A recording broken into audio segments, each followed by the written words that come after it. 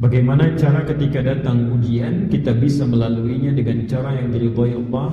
Karena terkadang ketika ujian datang kita lupa dan ragu akan Allah Subhanahu wa taala. Quran surah kedua Al-Baqarah ayat 155 sampai 157. Cara mengatasi ujian. Quran surah kedua Al-Baqarah ayat 155 sampai 157.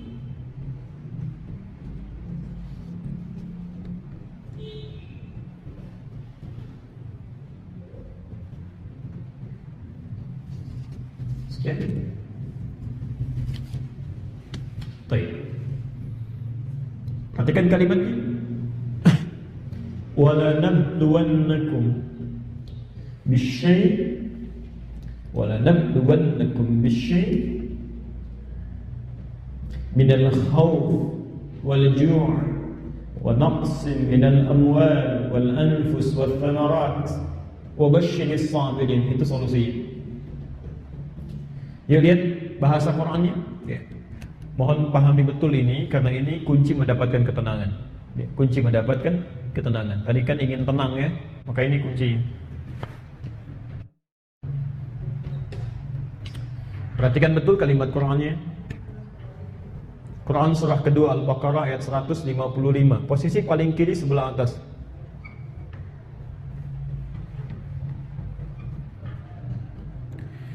Walanabluwannakum, dan setiap kalian yang hidup, pelan-pelan. Kata Allah, setiap kalian yang hidup, setiap manusia yang hidup, ya, Allah pasti ya, akan diuji. Ya, pelan-pelan. Di setiap orang yang hidup, persamaannya pasti akan menghadapi ujian. Ingat betul, tidak ada makhluk hidup, khususnya manusia, selama masih hidup yang tidak punya masalah, tidak punya ujian. Itu mustahil. Ya. Sepanjang dia hidup pasti punya ujian. Ya. Apa fungsi ujian ini? Untuk meningkatkan kualitas kehidupannya. Ya. Dijawab nanti di Quran surah ke-67 ayat kedua, Al-Mulk. Jawabannya. Ya. Huwallazi khalaqal mauta wal haya liyabluwakum ayyukum ahsanu amala. Ya, pelan-pelan. Kata Allah, ujian kehidupan ini ya, ditujukan supaya kualitas kehidupan manusia semakin meningkat lebih baik. Ya. Jadi persamaan pertama yang harus kita sadari, setiap orang hidup pasti punya masalah. Tidak ada orang hidup yang tidak punya masalah. Mustahil. Ya. Ini juga kelihatannya tenang, nyatet-nyatet. Itu belum tentu nggak punya masalah itu. Ya, mungkin masalahnya lebih hebat dibandingkan dengan apa yang dipikirkan itu. Ya. Lihat sini ya. Nah, ingat persamaan terbaliknya, ketika seseorang tidak ingin punya masalah, artinya nggak mau hidup. Ya. Karena cuma orang yang tidak hidup yang nggak punya masalah. Sudah selesai. Ya. Dan ini konsep yang kita miliki. Ya. Konsep ini hanya dimiliki oleh orang yang tidak beriman. Ya. Makanya ada orang, mohon izin, mohon maaf, ya, kekayaan ada, harta benda ada, tapi begitu punya masalah dia ingin mengakhiri kehidupan. Ya. Bunuh diri juga. Ada yang begitu. Bunuh diri juga. Karena dia yakin saat dia bunuh diri masalah hilang. Jelas sampai sini? Baik. Jadi seseorang yang hidup pasti punya masalah, dan orang yang tidak menginginkan punya masalah pasti tidak ingin hidup. Ya. Sebelum kita teruskan, saya mau tanya dulu ya supaya kita sepakat. Maaf, jadi Bapak Ibu sekalian ingin punya masalah atau tidak ingin punya masalah?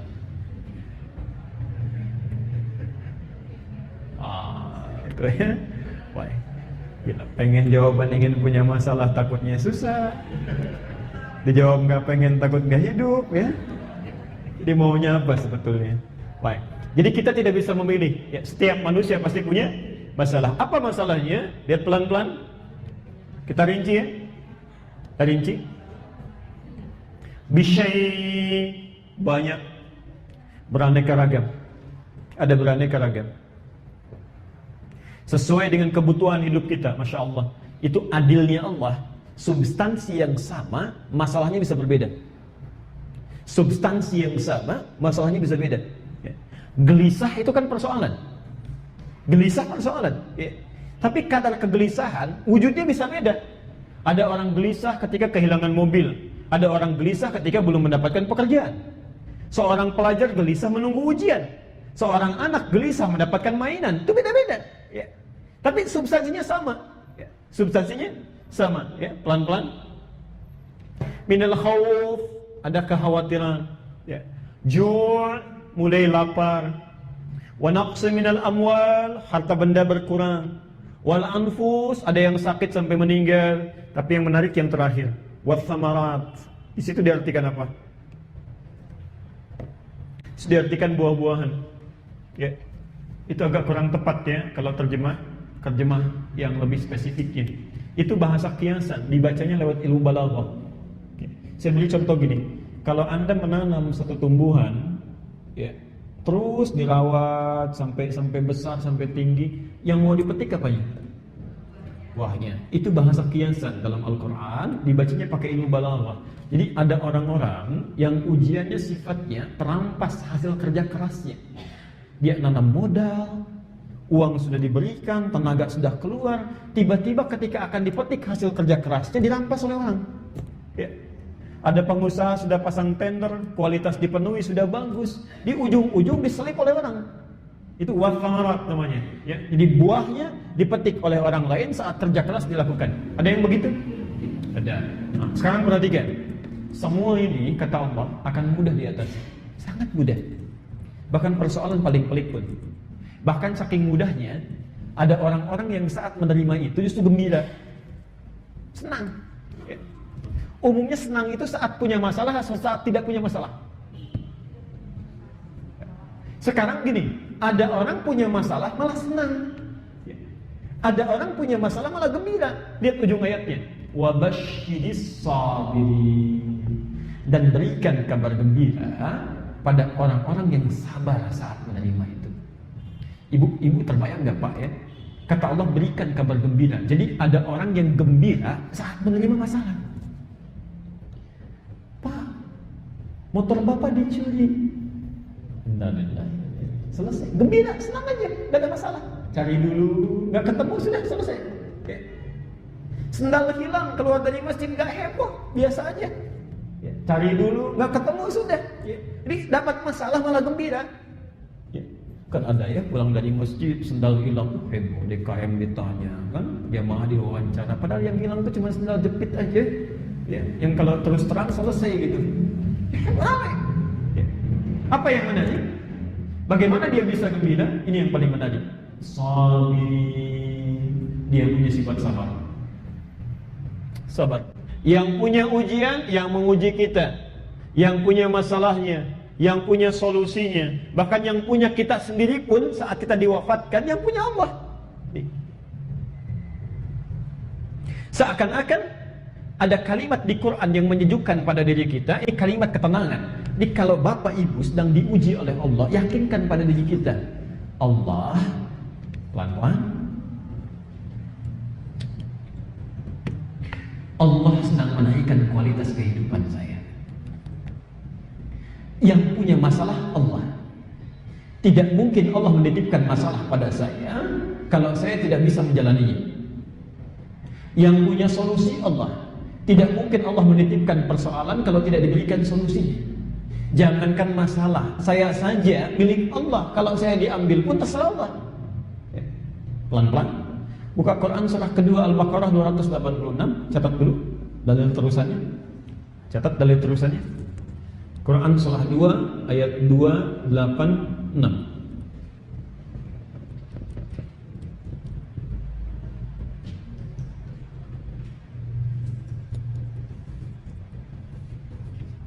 Sudah? Kemudian Quran surah 67 ayat kedua, dalil terusannya.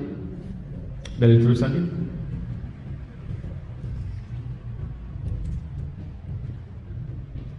Baik, lihat sini, ini cara memahaminya ya.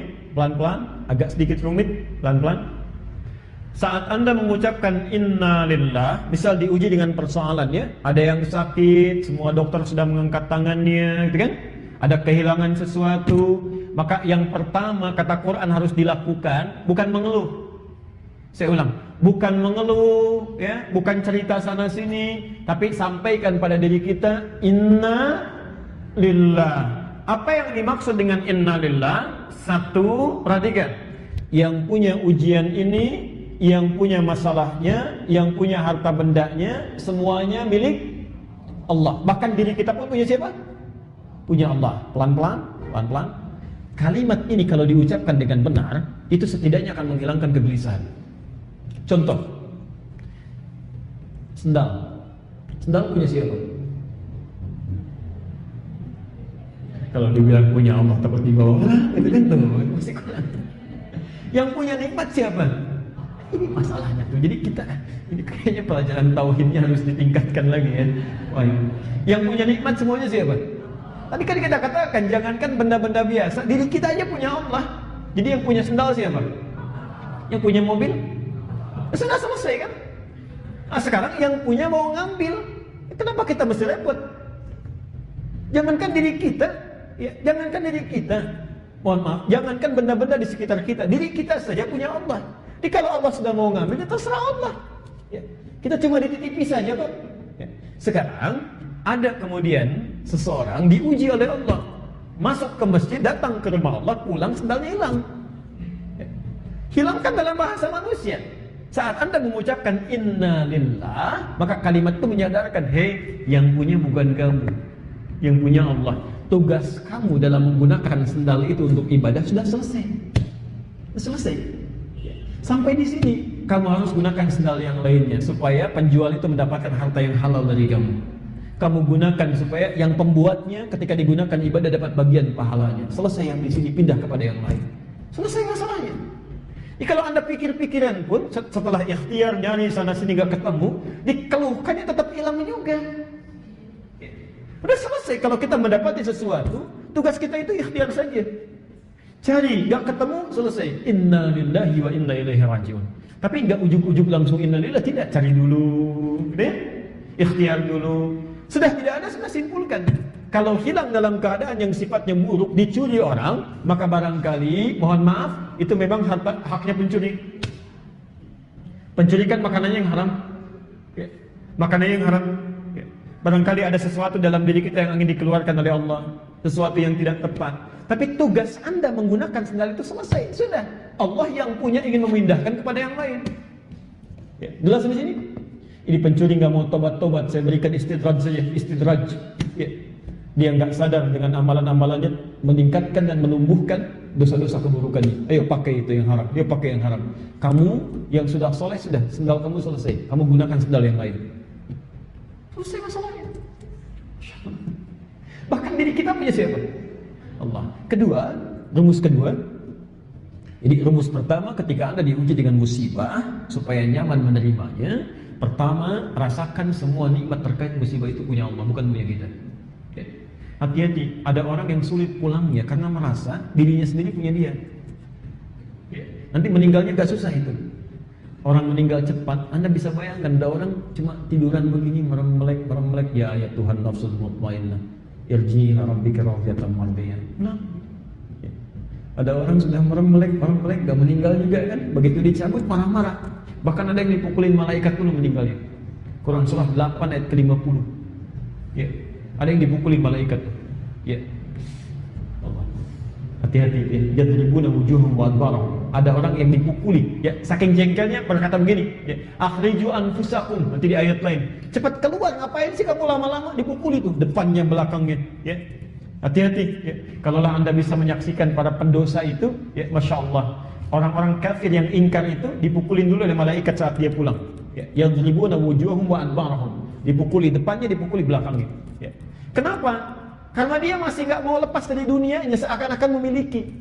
Dia nggak mau hilang, nggak mau terpisah dengan, maaf ya, dengan hartanya, dengan rumahnya, dengan mobilnya, bahkan dengan dirinya sendiri. Jadi susah keluarnya, ya, susah keluarnya. Ya. Pelan-pelan. Itu satu. Yang kedua, sekarang untuk meringankan kadar ujiannya. Ingat betul ketika mengucapkan inna lillahi, qalu inna lillahi. Sekarang lihat kalimat Qurannya. la yukallifullahu nafsan illa usaha. Yakinkan pada diri kita bahwa ujian ini tidak akan pernah dititipkan oleh Allah kepada pemiliknya kecuali dia yakin untuk mengatasinya. Saya ulangi, yakinkan pada diri kita setelah Anda sadar ini semua punya Allah. Kalau Allah mau ngambil kapan saja terserah Allah, ya. Itu saat itu, tapi setelah itu berlangsung tidak mudah. Kadang-kadang jalan lagi, ya. Baik. Ada seorang anak meninggal dunia. Ya, seketika bisa mengatakan semua milik Allah. Iya Pak, iya Bu. Saat tausiah, takziah, ada yang berikan tausiah, ya kan? Semua milik Allah, kalau Allah berkehendak barangkali sudah. Iya Pak, iya terima kasih Ustaz. Begitu Ustaznya pulang, nangis lagi. Bisa terjadi. Bisa terjadi. Ya. Maka cara keduanya kata Quran, yakinkan pada diri kita, la yukallifullahu nafsan illa wus'aha.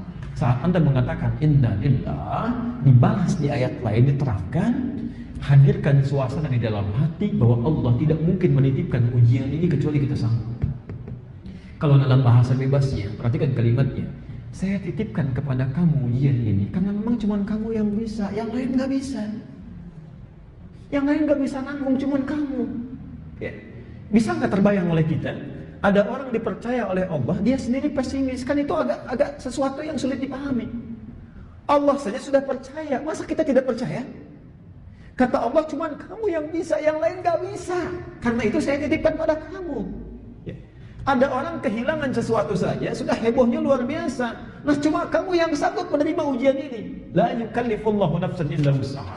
Karena itu ketika Anda mendapatkan persoalan, apakah itu sakit, apakah itu kehilangan sesuatu, apakah itu kegelisahan, tanamkan dalam diri kita, memang kita yang dipercaya oleh Allah saat itu. Dan buktikan kepada Allah bahwa layak kita untuk diamanahi itu. Tidak sebaliknya. Jangan tanyakan, ya Allah, why? Kenapa saya? Kata Allah, why not? Kenapa tidak? Cuma kamu yang bisa. Baik. Yang terakhir, wa inna ilaihi raji'un. Ini yang paling penting. Dan semua persoalan itu solusinya hanya akan kembali kepada Allah. Kembali kepada Allah. Nah, jadi ini yang paling penting, yang terakhir. Kalau ingin cepat selesai, kalau yang tadi kan ingin sementara saja menenangkan hati. Kalau ingin cepat selesai, ketika Anda sudah ada sifat kesabaran itu, lakukan, akui bahwa semua milik Allah. Kedua, yakinkan pada diri kita bahwa tidak mungkin Allah menitipkan ujian kalau kita tidak mampu, pasti bisa menjalaninya. Yang ketiga, inna ilaihi raji'un. Tanamkan pada diri kita untuk cepat meminta solusi kepada Allah. Ya. Cepat minta solusi. Pelan-pelan. Karena itulah setiap hari Allah bahkan menunggu kita. Nanti kita akan bahas di pertemuan berikutnya hadis qudsi nanti. Hadis qudsi. Bahkan setiap hari Allah menunggu kita, menanti kita 5 kali dalam sehari untuk melihat apakah ada hamba yang ingin diberikan pertolongan, tidak, diberikan solusi dari masalah. Saya ulangi, ternyata disebutkan di hadis qudsi, ya, Allah itu setiap hari Pak, dia menunggu kita, menanti, seakan-akan menyampaikan, ada nggak di antara hambaku yang punya masalah? Ada yang nggak yang pengen diberikan solusi? Masya Allah. Ya. Dalam keadaan apa itu? Ya, kita lihat disebutkan di Quran surah ke-2 Al-Baqarah ayat ke-45. Okay. Quran surah 2 Al-Baqarah ayat ke-45. Di tafsir di hadis Nabi, catat saja dulu, di hadis Nabi riwayat Abu Dawud nomor hadis 821, hadisnya qudsi. Abu Dawud nomor hadis 821, hadisnya qudsi, ya, dari Abu Hurairah. Lihat kalimatnya, pelan-pelan. Tadi kalau kita punya masalah mesti apa? Sabar, ya. Maka lihat penegasan Qurannya, wasta'inu bis-sabri. Jika Anda punya persoalan dalam kehidupan, maka cari solusinya, mintakan pertolongannya. Pertama sabar dulu, kata Allah, sabar. Ya, sabar. Yakinkan bahwa Allah tidak mungkin menguji kecuali kita sanggup. Yakinkan semua ini milik Allah. Setelah Anda sabar, suasananya tenang, maka Allah menunggu kita untuk memohonkan solusinya. Wassalam. Saat sholat itulah kita ditunggu oleh Allah. Ada nggak yang mau minta solusi? Ya, minta sesuatu. Nanti di hadis qudsi akan dijawab.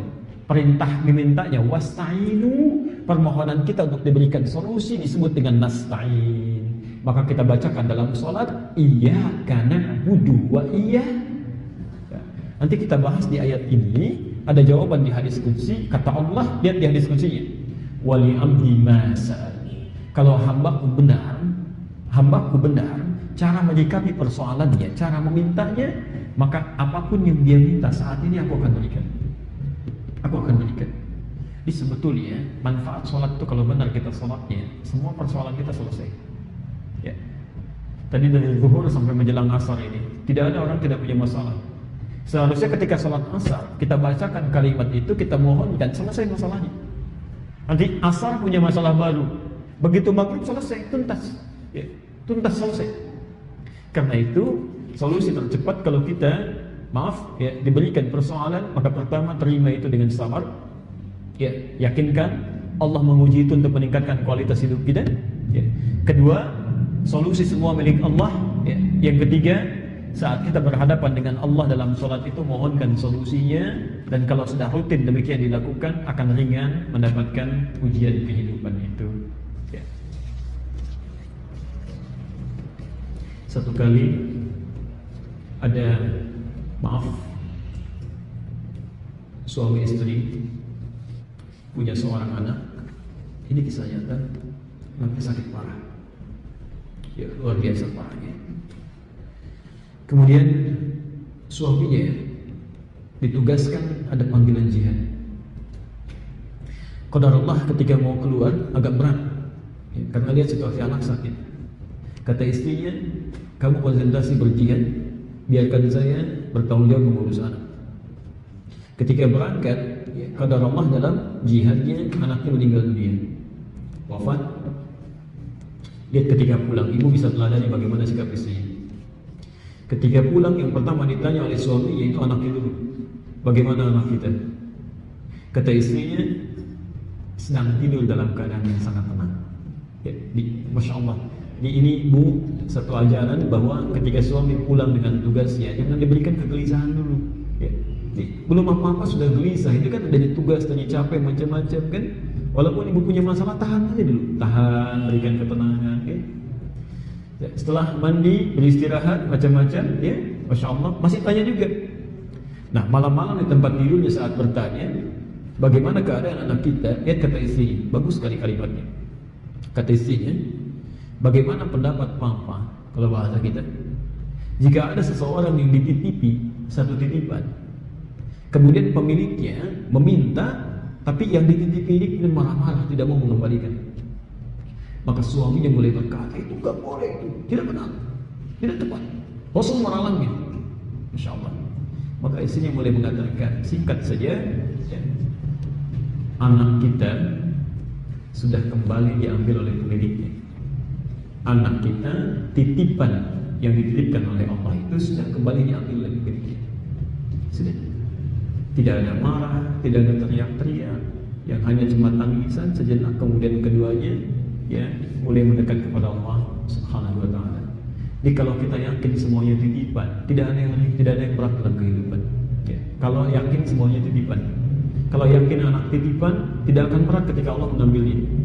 Kalau yakin harta titipan, tidak akan berat ketika kita dalam tanda petik bahasa manusia kehilangannya. Karena kita merasa Allah menitipkannya, tugas kita cuma merawatnya saja sesuai dengan tugas ibadah kita. Ya. Yang jadi pertanyaan bukan karena hilangnya, hilang itu mudah dicari dan didapatkan.